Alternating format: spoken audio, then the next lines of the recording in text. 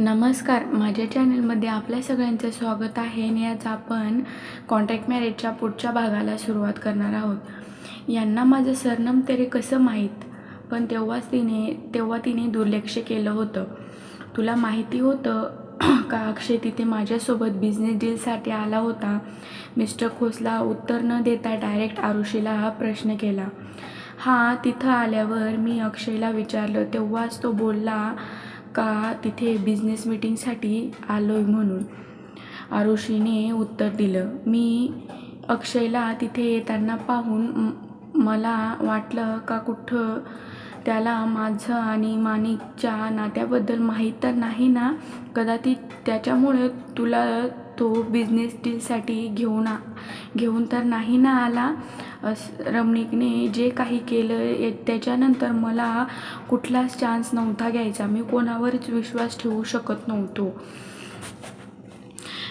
Business मी कोणाही सोबत करू शकतो, पण तुझी गोष्ट वेगळी आहे. तू माझ्या मुलीसारखी आहेस आणि कोणी तुझा असा वापर फक्त फायद्यासाठी करतील तर मी हे होऊच देणार नाही. त्याच्यामुळे मी अक्षयसमोर समजूनही दिलं की मी तुला ओळखतो म्हणून. मिस्टर खोसला सिरियस होत बोलले. आरुषीला कधीच असा विचार आला नसेल. तिचे आई बाबा गेल्यावरही तिचं एवढं कोणी काळजी करेल तिला थोडं पण वाटलं नव्हतं. आज मिस्टर खोसला यांच्यासोबत भेटून आणि बोलून तिला तिच्या बाबांची खूपच आठवण येत होती. थँक्यू पप्पा, ते तिच्या डोक्यावर हात फिरवत म्हटले. तुला माहिती होतं का, तुला खेळता नाही येत तरी तू का खेळलीस. तिची हालत काय झाली होती त्यांनी चांगलं बघितलं होतं. तू खरं अक्षयला ती डील मिळवून देण्यासाठी एवढी उतावळी होत होतीस का. हे ऐकून आरुषीने पटकन मान खाली घातली. मी ऐकलं होतं की अक्षय राठोड खूप जास्त रूड आणि अग्रेसिव्ह बिझनेसमॅन आहे, पण तो तुझ्यासोबत खूप चांगला वागत होता.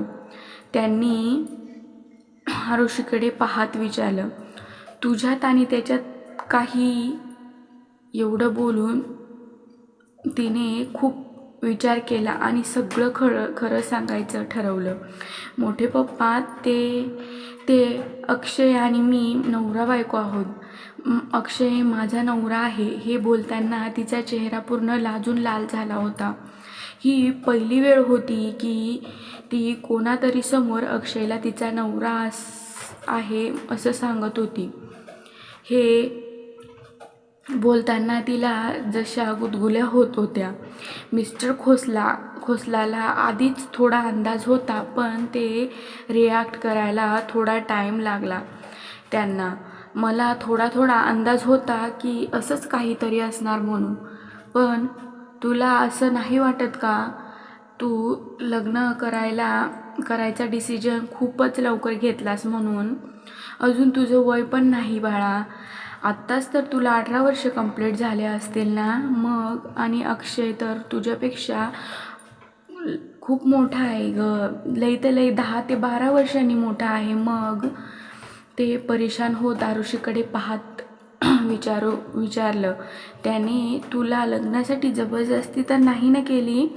तसं असेल तर मला सांग, मी तुझी पूर्णपणे मदत करेल. नाही पप्पा, तुम्ही चुकीचा विचार करताय. उलट मला सगळ्यांनी मिळून धोका दिला तेव्हा अक्षयनेच माझी मदत केली. मला घराबाहेर काढलं. माझ्या राहण्यासाठी घर नव्हतं तर अक्षयनेच मला सहारा दिला. तुम्हीच विचार करा, अक्षयसारख्या श्रीमंत आणि पॉवरफुल मुलाला माझ्याशी लग्न करून काय मिळणार आहे. आरुषी भरोसा देत म्हणाली. तुम्ही तर पाहिलं असेल, तुम्हीच जेव्हा आजच्यासोबत मला गेम खेळायला सांगितलं ना, तर मी माझी इज्जत तर घालवली, पण अक्षयची डील पण खराब केली. मला जास्त टाईम नाही झालं अक्षयसोबत राहायला, पण मी सांगू शकते का अक्षय मनाने खूपच चांगला मुलगा आहे. हां, हे आहे का अक्षयला खूप लवकर राग येतोय.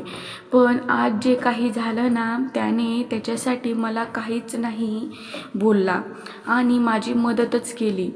अक्षय खूप चांगला मुलगा आहे. जर कधी माझ्यामुळे ही बिझनेस डील गेली तर मी स्वतःला कधीच माफ नाही करू शकत. तिला असं नाराज झालेलं पाहून मिस्टर खोसला यांना हसायला आले. तुला माहीत आहे का, तू बिलकुल माणिकसारखी आहेस गं. तो पण असाच होता. थोड्या थोड्या गोष्टींसाठी खूप टेन्शन घ्यायचा. तू बिलकुल पूर्णपणे त्याच्यावरच गेली आहेस. आरुषी हसत म्हणाली, पप्पा तुम्ही ही डीलबद्दल परत एकदा विचार नाही का करू शकत? मला माहीत आहे का, तुमच्यासारख्या पॉवरफुल लोकांना पैसा इम्पॉर्टंट नसतो. ते एकदा का सक्सेस झाले का नंतर फक्त शॉकसाठी त्यांच्या शॉकसाठी डील करत असतात, कारण तोपर्यंत त्यांच्या सगळ्या गरजा पूर्ण झालेल्या असतात. पण मला असं वाटतंय का तुम्हाला ह्या सगळ्यांची काहीच मतलब नाही. मी ती हिम्मत करून बोलली. तुम्हाला असं नाही वाटत का, एक चांगली कंपनीला ही डील न देता दुसऱ्या कंपनीला दिली तर सक्सेस होईल का म्हणून? You have a point. आता मिस्टर खोसला आरुषीचे सहमत होत बोलले. पप्पा तुम्हीच बोलले, ज्या ज्या माझ्या मामा मामी आणि अंकित तुम्हाला नाही आवडत, मग तुम्ही अक्षयला एक चान्स नाही का देत? आरुषी रिक्वेस्ट करत म्हणाली. तुझ्या बोलण्याने हे वाटतंय का तू अक्षयसाठी काहीही करू शकतेस? हां, तुम्ही खरं बोलताय, कारण हे सगळं माझ्यामुळं झालं म्हणून मी काहीही करू शकते. मिस्टर खोसला मोठा श्वास घेत बोलले. हां, हे पण खरं आहे. मुली एकदा का मोठ्या झाल्या ना, आपण त्यांना मनमानी करण्यापासून नाही थांबू शकत. बोलत आरुषीकडे पाहत हसले. आरुषी पण हसून खाली मान घातली. पण ते एकदम सिरियस होत बोलले. आरुषी बेटा, तुला काय मी कच्चा बिझनेसमॅन वाटलो का गं? अशा गेमवर मी बिझनेसची डील फायनल करेल का? मी मुद्दाम ती मॅच खेळायला लावली होती, कारण तू आचलला हरवावं म्हणून. पण मला माहिती नव्हतं का तू फक्त एक पुस्तकी किडा असशील म्हणून. पण जाऊ दे. आरुषी त्यांचं बोलणं ऐकून तिला आता खूपच वाईट वाटत होतं आणि ती लाज पण वाटत होती. ती खाली मान घालून बोलली, मला माफ करा मोठे पप्पा, माझ्यामुळे तुम्हाला खाली मान घालायला लागले. पण आज मला चांगलं समजलं का आयुष्यात स्टडीपेक्षाही दुसऱ्या काही गोष्टी इम्पॉर्टंट असतात. जे काही मला शिकायची खूप गरज आहे, याच्यासाठी मला जेवढी मेहनत करायला लागेल ना, तेवढी मेहनत मी करेल आणि एक दिवस मी एक चांगली मुलगी बनून दाखवेल, कारण तुमच्या आणि बाबांचं डोकं कधीच खाली नाही घालायला लागणार. तिचं बोलणं ऐकून मिस्टर खोसला यांना पण खूप बरं वाटलं. आरुषीला शाबासकी देत म्हणाले, तुझं हे बोलणे ऐकून मला खरंच खूप बरं वाटतंय आणि आशा आहे का तू जे काही बोललीस ते पूर्णच करून दाखवशील. आणि हो, तुला जसं वाटतंय तसंच होईल. मी ही बिझनेस डील अक्षयसोबतच करेल. त्यांचं बोलणे ऐकून आरुषी खूप खुश झाली. हां, तुम्हीच खरं बोलताय. नाही पप्पा. अरे देवा, ह्या मुलीला कसं अजून सांगू? आरुषीच्या डोक्याला हात लावत म्हणाले. अश्विनने जेव्हा अक्षयला फोन केला होता तेव्हा अक्षय मीटिंगमध्ये होता.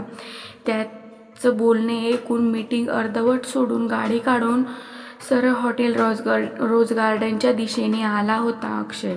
माहिती नाही ही स्टुपिड मुलगी तिथे कशाला गेले. माझं मोटिवेशनल लेक्चर ऐकून ही खूपच जास्त मोटिवेट तर नाही ना झाली? अरे देवा, काय करू मी ह्या मुलीचं, मनातच बोलत खूप स्पीडने गाडी चालवत होता. त्याने गाडी हॉटेलच्या गेटमधून आत आणली आणि पटकन उतरून हॉटेलमध्ये आला. तो पटकन अश्विन आणि कार्तिकच्या दिशेने गेला. जिथे ते दोघे बसले होते त्यांना दुरून पाहून तो पळतच त्यांच्या जवळ गेला. तो धापा टाकत बोलला, कुठे आहे ती? हां, अश्विन खांदावरती करत बोलला, मला काय माहिती? कार्तिकला विचार, शेवटी हे हॉटेल तर त्याचं आहे ना, ह्या हॉटेलचा मालक तर तो आहे. तसंही येथील एका स्टाफने फर्स्ट फ्लोअरला तिला जाताना पाहिलं होतं. अक्षय रागात बोलला, अरे तुम्ही तिला का नाही पाहिलं? ती कुठे गेली ती? अरे अरे आम्ही कसं जाणार तिच्या मागे? तिने आम्हाला ओळखलं नसतं का? त्याच्यामुळे आम्ही एका स्टाफला पाठवले तिच्या पाठोपाठ. अश्विन पण त्याच्या सुरात बोलला. अक्षय थोडा वेळ तसाच विचार करत उभा राहिला आणि कार्तिकेकडे वळाला. एक ना, काय इथे मिस्टर खोसला इथेच थांबले आहेत का? कार्तिक आश्चर्यचकित होत बोलला, काय मिस्टर खोसला? त्या गामा कंपनीचा मालक मिस्टर खोसला? यांच्याबद्दल तर नाही ना विचारत तू? ते काही दिवसापूर्वीच अमेरिकेतून भारतात आले ते का? एक्झॅक्टली त्यांचंच मी बोलतोय. काय ते पण इथेच थांबलेत आहेत का? अक्षय उतावळा होत बोलला. हां, त्यांचं रूम फर्स्ट फ्लोअरला आहे, रूम नंबर 110. कार्तिकने लॅपटॉपमध्ये पाहत बोलला. त्याचं बोलणं ऐकून अक्षयने एक मोठा श्वास घेत डोळे बंद करून घेतले. त्याचा अंदाज बरोबर होता. आरुषी इथे मिस्टर खोसला यांनाच भेटायला आली होती.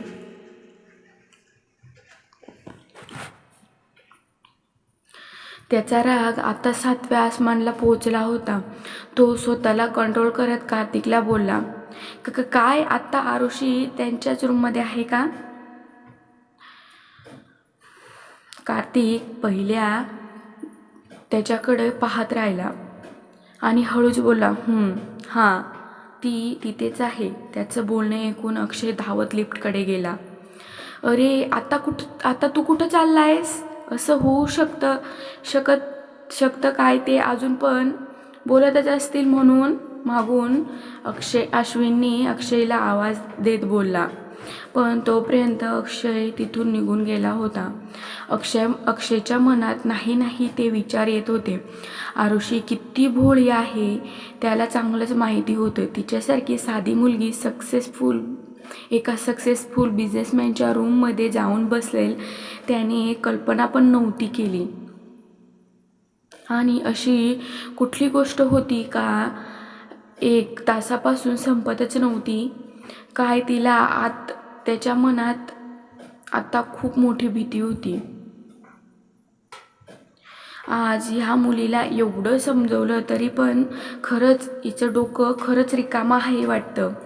मिस्टर खोसला सक्सेस बिझनेसमॅन आहेत, पण त्यांचा ॲटिट्यूड समजणं खूप मुश्किल होतं. ते बिझनेस डील मूडवरच करायचे. जे लोक त्यांना आवडत नव्हते त्या लोकांनी करोडो रुपये जरी ऑफर केले तरी ते त्यांच्यासोबत बिझनेस डील करत नव्हते. ते सगळं काही त्यांच्या मूडवर करत असायचे.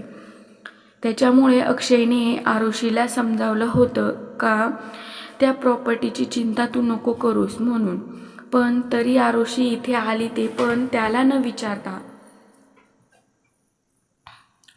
गेम खेळून आधीच तिची इमेज तिने डाऊन केली होती आणि आत तिथे तिचा मजाक बनवायला आली होती. काय यापेक्षा ही जास्त टेन्शन हे होतं का 1 तासापासून ती त्यांच्या रूममध्ये होती. ती तर त्यांना ओळखत पण नव्हती. आज पहिल्यांदा तर ती त्यांना भेटली होती. मग असं काय ते बोलत असतील? हे तर कुठल्या पुस्तकमध्ये लिहिलेलं नाही. काय एक बिझनेसमॅन चांगला माणूस पण असू शकतो. जर कधी मिस्टर खोसल्याने तिचा फायदा उठवला तर ती स्वतःला कसं वाचवणार? अक्षय आता रूम नंबर 110च्या समोर उभा होता. त्याचा राग मावतच नव्हता, पण कसं तरी स्वतःला कंट्रोल करत त्याने डोरबेल वाजवली. त्याला जास्त थांबायला नाही लागला. काहीच सेकंदात आरुषीने दरवाजा उघडला. आरुषीने अक्षयला समोर पाहिलं तर ती हैराणच झाली.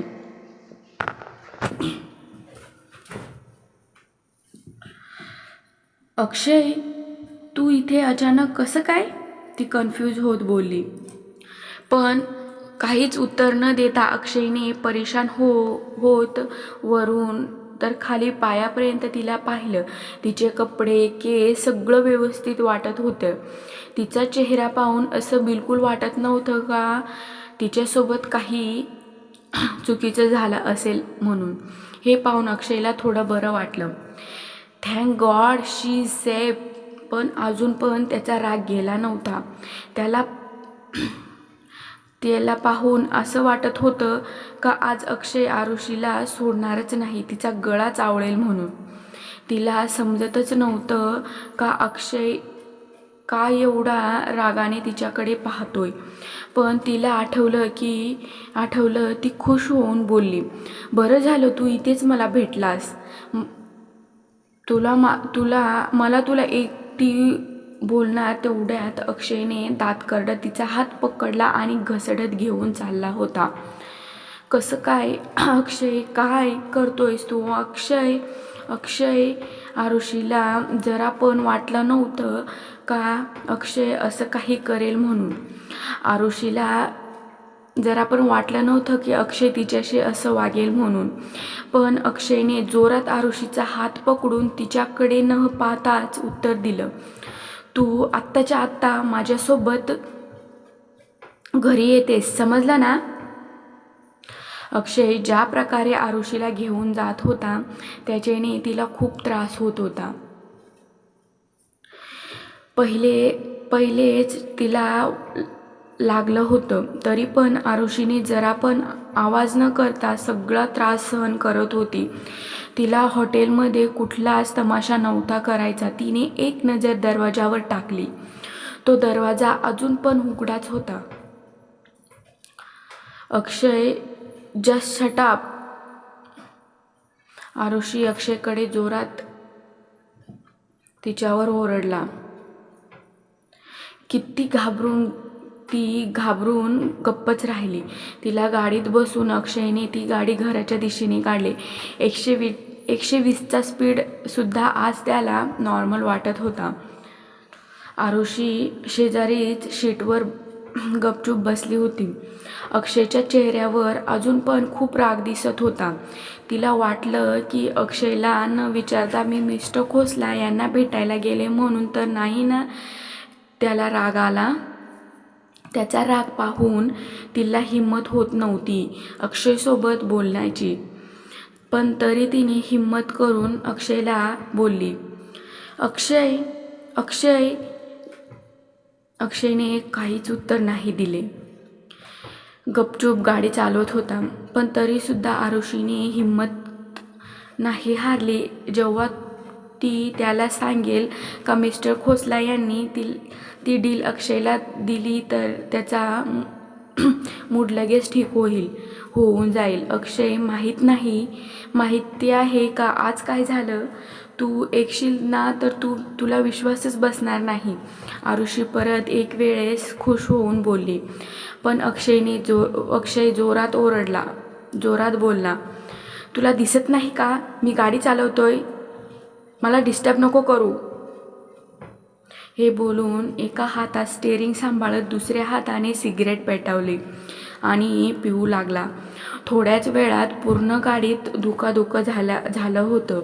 आरुषी खोकत मनातच बोलली, माझ्या बोलण्याने याला गाडी चालवायला डिस्टर्ब होतं आणि सिगरेट पिताना याला काहीच प्रॉब्लेम नाही होत का? खडूस कुठला. अक्षयने आरुषीला काही बोलायला सांगितलं नव्हतं, तरी पण तिला गप्प नाही बसवलं. शेवटी तिने विचारलं, तुझा मूड का खराब आहे? मला नाही मला पण तू तिथून असं ओढत का आणलंस? काही प्रॉब्लेम आहे का? पण अक्षय एकदम रागात चिडत बोलला, आरुषी, आत्ता एक पण शब्द बोललीस ना तर आई शपथ या चालत्या गाडीतून तुला उचलून बाहेर फेकून देईल, समजलं ना? अक्षयला एवढं रागात पाहून आरुषीला समजत नव्हतं का अक्षय का तिच्यावर एवढा चिडला, का एवढा नाराज झाला. असं काही न बोलता तू हा पार्ट तुम्हाला आवडला असेल तर माझ्या चॅनलला नक्की सबस्क्राईब करा. अशाच पुढच्या पार्टसाठी लाईक करा, शेअर करा, कॉमेंट करा. थँक्यू, धन्यवाद.